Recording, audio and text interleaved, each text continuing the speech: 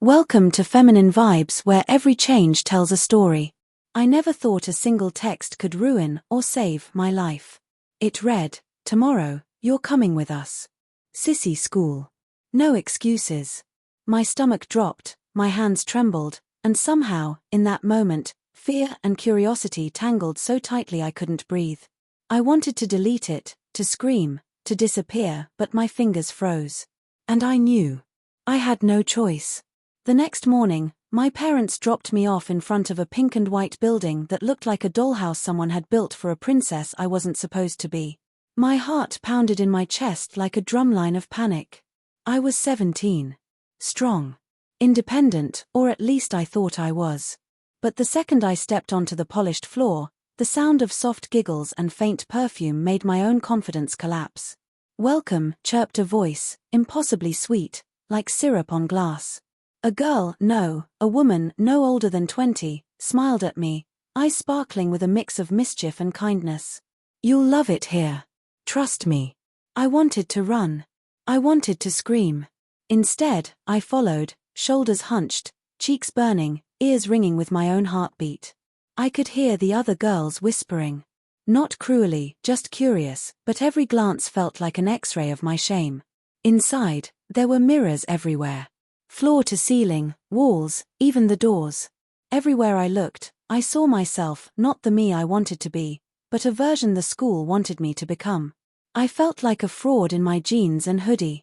My reflection seemed to mock me, too square-jawed, too tall, too wrong. When they handed me the first outfit, a soft, lavender skirt paired with a blouse I wouldn't have touched for anything, I froze.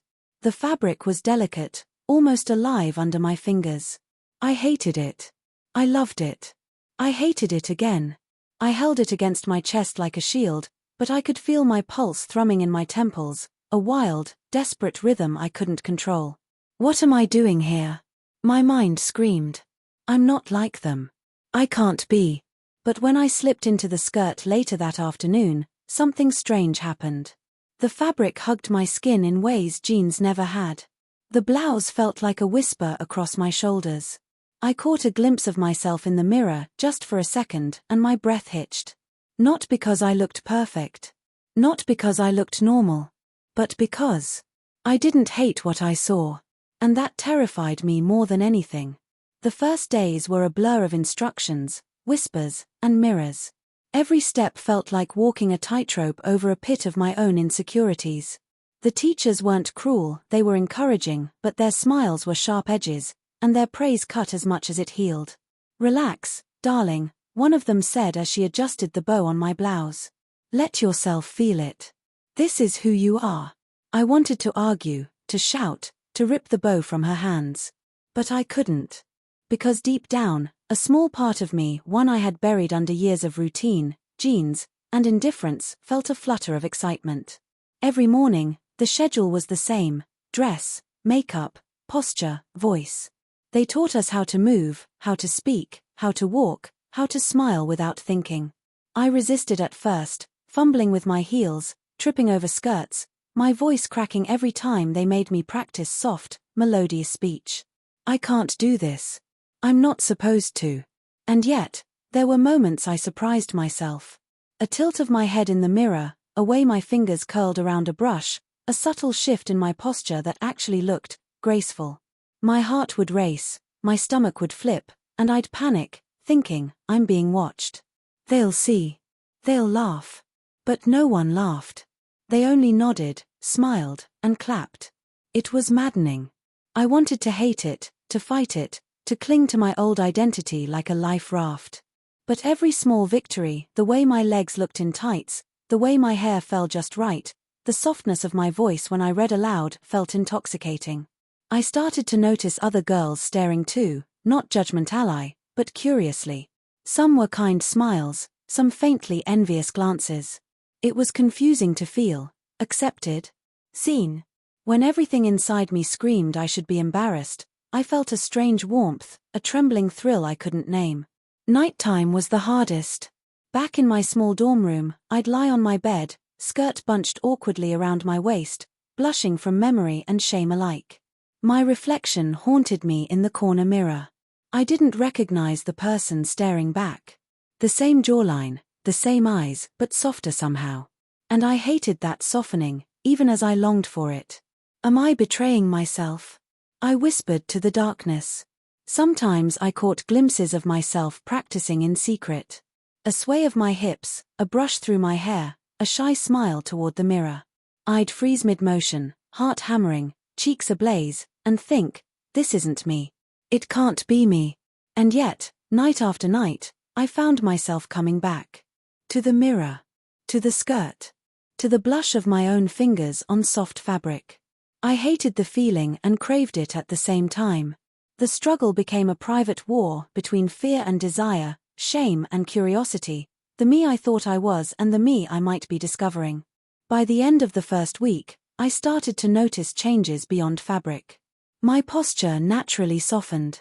My voice trembled less, carried a lilting rhythm. I caught myself enjoying compliments I would have ignored before. And the worst part? I wanted them. The realization hit like a silent drum in my chest. Maybe I wasn't resisting this transformation at all. Maybe part of me had always been waiting to be seen this way, waiting for permission to exist as more than the stiff, guarded version of myself I'd carried all these years. It terrified me. And yet, in the same instant, it exhilarated me more than anything ever had. By the second week, I realized I couldn't fight it anymore. Every instruction, every mirror, every whispered correction was molding me into someone I didn't fully recognize, and yet, someone I was beginning to want to recognize.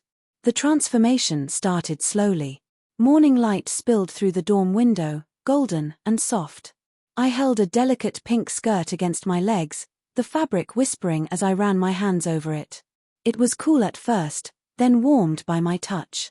The sensation was unlike anything I'd ever allowed myself to feel. Intimate, thrilling, almost sacred. I stepped into the skirt. The waistband hugged my waist perfectly, molding itself to the curve I never acknowledged before. I swallowed, heart hammering, and reached for the blouse, a soft cream color with frilly cuffs and a delicate bow at the collar. As I slipped my arms into the sleeves, the fabric slid over my skin like water. I caught myself inhaling sharply. The mirror in front of me reflected someone unfamiliar. Shoulders softened, posture straightened naturally, hips tilting with a fluid grace I'd never had in my old jeans. My reflection blinked back at me, eyes wide, lips slightly parted. My pulse raced. I raised my hand, touching my cheek, tracing my jawline, then letting my fingers drift along the curve of my neck. Is this really me? I whispered. Next came the makeup. I'd watched tutorials before, had joked about lipstick and blush, but nothing had prepared me for this ritual. The soft brush against my cheeks sent shivers down my spine. Blush dusted over my skin, warm and alive, giving me a glow I had never owned. I traced the curve of my eyebrows, shaping them gently, then touched the subtle shimmer on my eyelids. When I applied the lipstick, I froze. The color was soft yet vivid, a warm rose that transformed my lips into something delicate and expressive. I opened my mouth slightly, practicing a smile, then a laugh, then a soft whisper of my own name. Roshan. The sound startled me. Not because it was unfamiliar, but because it carried a softness I had never allowed my voice to hold. It trembled, yes, but there was a melody in it, a tenderness that made me want to curl into it, protect it, and explore it further. Then came the hair. The stylist guided my hands, brushing, curling, smoothing. Each lock fell with precision, framing my face in ways I had never imagined. The scent of shampoo, the silky texture between my fingers, the warmth of a blow dryer, it was intimate, personal, transformative. My reflection shifted again. Not just someone wearing makeup and skirts, but someone alive, vibrant, startlingly real. The final touch was the shoes, tiny, heeled, delicate, each step a careful negotiation with my balance. I walked toward the mirror, swaying, adjusting, learning. Every motion sent ripples through my body, a rhythm I had never known. I practiced turning, twisting, sitting, and standing. My hips, my shoulders, my hands all moved with an elegance that surprised me. When I finally stepped back, I studied the mirror.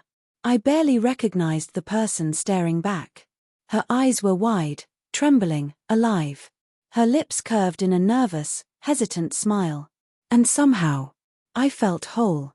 It wasn't perfection.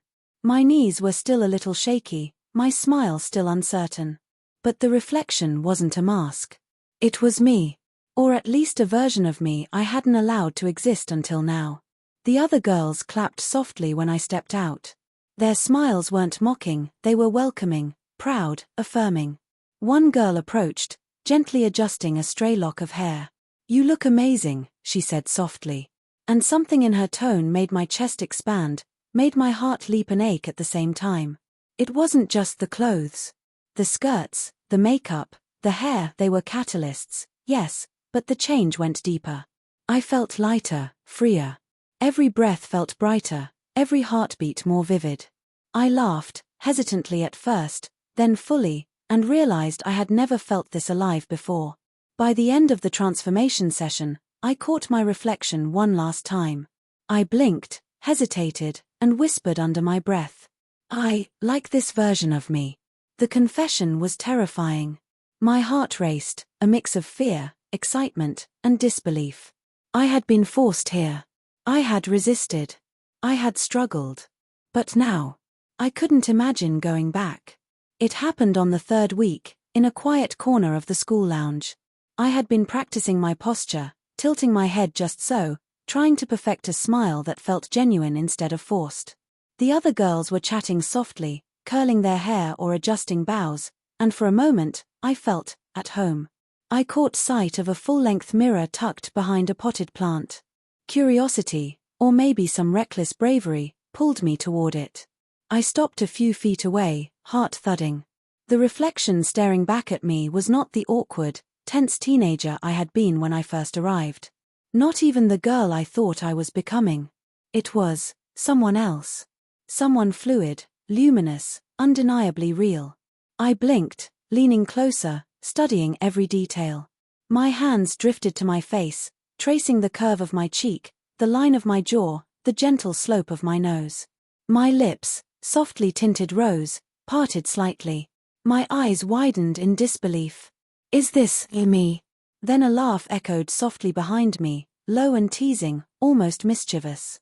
I spun around. It was Claire, one of the oldest students, confident, radiant, someone who had become my unspoken guide here. She smiled, tilting her head, her eyes dancing with something I couldn't quite name. "You're doing beautifully," she said, voice warm yet teasing. "But I think you're seeing her now." I frowned. "Her?" She nodded, stepping closer, her reflection mirrored in the glass behind her. "The girl you were meant to find here. Not the one you were before, not the one you thought you had to be, her." Her words hit me like a jolt of electricity. I looked back at my reflection, then at her, then back again. My chest tightened. The realization was terrifying and liberating. I wasn't just wearing skirts or makeup. I wasn't just performing. I was discovering a self I hadn't known existed, a self I had always feared, a self I hadn't dared to name. For the first time, the reflection didn't frighten me. It didn't mock me. It whispered a truth I had been running from. I could be this version of me, fully, unapologetically, and it was okay. But then came the fear. The doubt. My mind raced, imagining friends, family, expectations. What if they never accept this? What if I'm just fooling myself? Claire reached out, her hand brushing mine lightly, and the warmth was grounding. "It's okay to be scared," she said softly. "But fear isn't the same as rejection. And you're more than ready for this." I swallowed hard, heart hammering. The mirror seemed to ripple, reflecting not just my face, but an entire world I hadn't noticed. Every curve, every blush, every tremor in my voice, it all felt real. Alive. Mine. I reached up to touch my hair again, this time not to adjust, but to feel, to memorize, to claim. The scent of shampoo, the silky strands, the way my fingers sank into them, every detail seared itself into memory. I couldn't run from this anymore. I didn't want to. Then, unexpectedly, a single tear slipped down my cheek. I blinked, embarrassed, but Claire just smiled, unjudging. "You're allowed to feel," she whispered. "Every piece of you." I stared at the mirror again, this time without fear. Without hesitation. The girl staring back, soft, confident, trembling, alive, was me. And somehow, the knowledge brought both serenity and a thrill so sharp it made my chest ache. The twist wasn't external. It wasn't a prank, a secret, or a rule I had overlooked. It was internal. The revelation that the self I had feared, denied, and fought against could exist and could even thrive. For hours afterward, I wandered the hallways in a daze, every reflection catching my eye. Each glance, each tilt of my head, each soft laugh of my own voice in passing mirrored a truth I hadn't allowed myself to feel. I am not a mistake. I am not a pretender. I am real. That evening, as the sun dipped low, painting the dorm in gold and pink hues, I found a quiet spot near the window. The city lights flickered outside. I took a deep breath and whispered, "I don't know what comes next. But I know I want to see it. All of it." The twist had changed everything. The struggle wasn't over, society, expectations, and fear of judgment still loomed. But inside me, a spark had ignited, fierce and tender, illuminating a path I had never imagined walking. And for the first time, I didn't feel alone. It was the night of the big showcase, the final exercise in our transformation course. The hall was dimly lit, with soft music playing in the background, the kind that made every heartbeat feel louder, more urgent. Mirrors lined the walls, reflecting every movement, every tremor of emotion. I stood backstage, skirt swaying softly, blouse perfectly pressed, hair falling in loose waves around my shoulders. The makeup glowed under the lights, my lips a soft rose, my eyes wide and shimmering. I had practiced every step, every gesture, every tilt of the head, but my chest felt tight, my hands clammy. I took a deep breath and whispered under it, "I can do this. I am her. I am me." The lights flicked, the music swelled, and I stepped forward. Every eye in the room turned toward me. Gasps, soft murmurs, whispers, I felt them, and yet, I felt more. More alive, more present, more myself than ever before. The first steps were tentative. My heels clicked softly on the polished floor. My hips swayed just enough, my posture straightened naturally, and for a moment, I could almost forget the fear, the judgment, the weight of expectation. Almost. Then I caught sight of my reflection in the massive mirror at the far end of the hall. My chest tightened again, not with panic, but with something deeper. This was me. Not the awkward, scared teenager who had stumbled into Sissy school. Not the hesitant, trembling version who had first touched a skirt. This was her. And seeing her, really seeing her, sent a shiver down my spine. The applause began, faint at first, then building, waves of recognition, pride, and something almost intimate. My heart raced in response, a violent, beautiful rhythm. I smiled, a genuine, full smile, and a tear slipped down my cheek. Somewhere in the middle of my walk, I realized I was crying openly. But the tears weren't shame. They were relief. Joy. Recognition. Every step, every tilt of my hand, every sway of my hips was a declaration. I am real. I am alive. I am me. And then Claire appeared beside me, guiding softly, a steadying presence. "You're shining," she whispered, eyes glimmering. "Own it. Feel it. You've earned this moment." I nodded, and suddenly, the stage, the mirrors, the lights, it all fell away.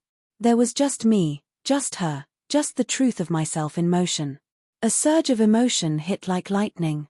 I remembered the first day, trembling, terrified, hiding behind a hoodie and jeans. I remembered the first skirt, the first blush, the first heartbeat that felt more alive than any I had known. And now, standing there, every fear, every hesitation, every struggle had been distilled into this singular, perfect moment of clarity. I belong here. I belong to her. I belong to myself. The music softened, the applause faded to murmurs of awe, and I stood still for a moment, letting it all sink in. My reflection smiled back, not the mask I had feared, but the self I had discovered, nurtured, and finally claimed. I felt the weight of the world lift just slightly, replaced by a warmth that spread from my chest outward. The tension, the fear, the hesitation, they were still there, faint shadows, but I had faced them and walked through. I had transformed not just in appearance, but in essence. And in that quiet, electric moment, I whispered under my breath, I love her. I love myself. I'm finally alive. It was a truth so raw, so sharp, that the tears fell freely now, unashamed. My reflection, the applause, the music, it all merged into a single, powerful wave of emotion that left me trembling, radiant, and utterly, completely me. That night, I realized, transformation isn't about changing who you are. It's about uncovering the pieces of yourself you've buried, the self you've been too afraid to embrace, and finally letting her breathe. I had been forced here. I had resisted. I had struggled. But in the end, I had found joy, freedom, and love in the most unexpected, most intimate way. And as I took one final bow, heart thundering, chest burning, eyes shining, I knew, this moment would live inside me forever. The morning after the showcase felt surreal. The sun filtered through the dorm windows, soft and golden, casting long, gentle shadows across the room. I sat on the edge of my bed, still in the skirt and blouse I had worn the night before, and stared at my reflection in the small mirror on the dresser. It wasn't performance anymore. There was no stage, no audience, no applause. Just me. And for the first time, I could breathe without fear. I touched my hair, smoothing it gently. The soft fabric of my skirt brushed against my legs, and I realized I didn't want to take it off. Not out of vanity, but out of recognition. This was me, soft, vulnerable, alive, and I wanted to honor her, care for her, see her every day. I thought about the struggle, the first days, the trembling, the panic, the confusion. I remembered the fear, the shame, the frantic wish to disappear. And I realized those moments weren't wasted. They had been necessary. They had led me here, to this quiet, fragile, breathtaking sense of self I had been too scared to embrace before. Claire appeared at my doorway, smiling softly. "You look peaceful," she said, eyes glimmering with warmth. "How do you feel?" I hesitated, searching for the right words. Finally, I whispered, "I feel like I'm finally me. Like I've been hiding, and now I'm not." She nodded, stepping closer. "That's the beauty of it. Transformation isn't just what you wear. It's what you allow yourself to feel, to discover, to accept. You've done that. And it suits you." We sat together in silence, the quiet punctuated only by the soft morning light and the distant hum of the city outside. I realized that the joy I had found wasn't fleeting. It wasn't just about the skirts, the makeup, or the hairstyles. It was about connection, to myself, to others, to the possibility of living openly and truthfully in a world I had always approached cautiously. By midday, the dorm was bustling again with laughter, movement, and shared stories. And yet, I felt a calmness I had never known. Every glance in the mirrors along the hall no longer startled me.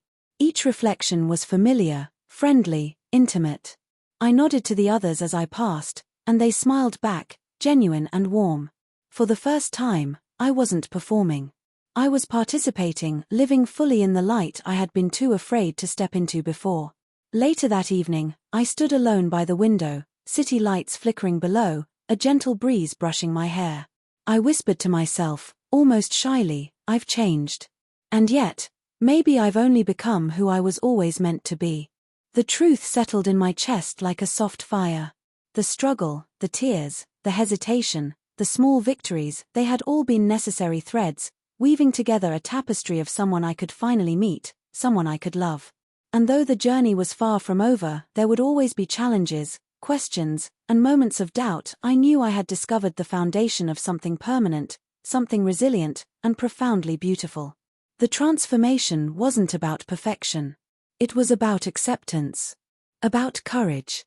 About realizing that fear, once faced, can give way to joy. Days passed, and the quiet moments became my sanctuary. I found myself pausing in front of mirrors, not out of doubt or fear, but out of wonder. Each reflection reminded me that this version of myself was real, tangible, and worthy of care. I didn't just see a skirt, makeup, or hairstyle. I saw resilience, vulnerability, life.